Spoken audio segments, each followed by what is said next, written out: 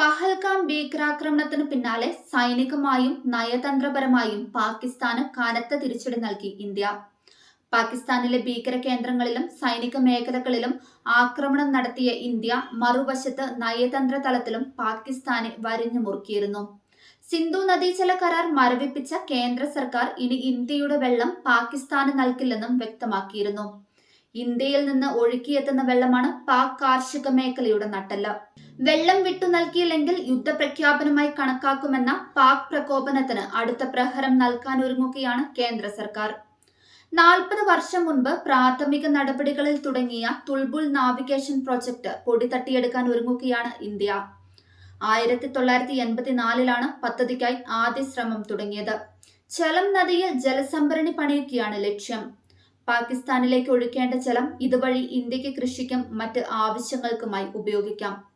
പാകിസ്ഥാന്റെ ശക്തമായ എതിർപ്പിനെ തുടർന്ന് 1987 പദ്ധതി നിർത്തിവച്ചിരുന്നു. എന്നാൽ 2008-2014 കാലഘട്ടത്തിൽ ഒമർ അബ്ദുള്ളയുടെ നേതൃത്വത്തിൽ പദ്ധതി 80% പൂർത്തിയാക്കി. ഒരിടയ്ക്ക് ഈ പദ്ധതിക്കെതിരെ തീവ്രവാദി ആക്രമണവും നടന്നിരുന്നു. ശൈത്യകാലത്ത് വൈദ്യുതി ഉൽപാദനത്തിനും ഈ അണക്കെട്ടിലെ ജലം ഉപയോഗിക്കാൻ സാധിക്കും. അന്താരാഷ്ട്ര ഉടമ്പടിയുടെ ഭാഗമായി രവി, ബീസ്, സത്ലജ് നദികളുടെ അവകാശം ഇന്ത്യക്കാണ്. സിന്ധു, ജലം, ചെനാബ് നദികളിലെ വെള്ളം പാകിസ്ഥാനും. ഈ നദികളിൽ ഇന്ത്യക്ക് പരിമിതമായ അവകാശങ്ങളെയുള്ളൂ.